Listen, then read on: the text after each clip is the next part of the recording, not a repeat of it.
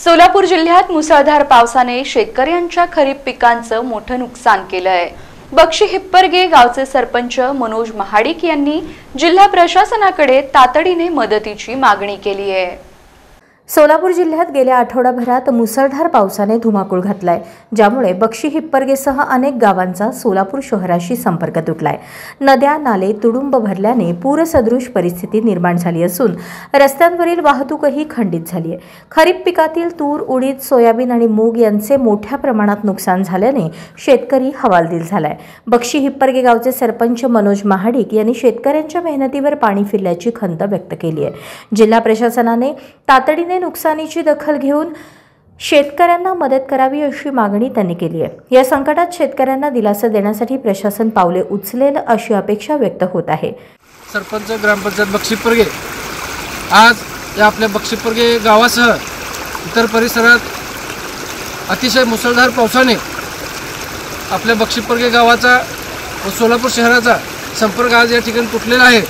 तसेच धाराशिव जिल्हा व सोलापूर जिल्हा या दोन्ही जिल्ह्याला जोडणारा मार्ग बक्षी हिप्परगे, वरळेगाव, वडजी, खडकी, धोत्री याही ठिकाणचा मार्ग आज पावसाने बंद झालेला आहे।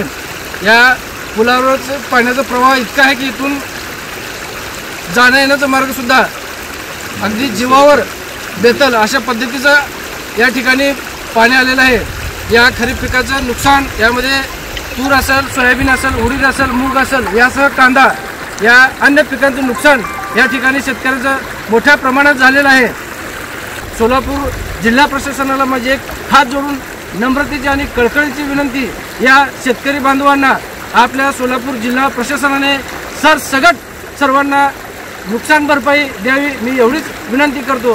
गेल्या 2-3 दिवसापासून होत असलेल्या मुसळधार पावसामुळे बक्षी हिप्परगे गावात पुलावर नदीचं स्वरूप या ठिकाणी आपल्याला पाहायला मिळते आणि बक्षी हिप्परगे ते सोलापूर या गावचा संपर्क या ठिकाणी तुटलेला आहे।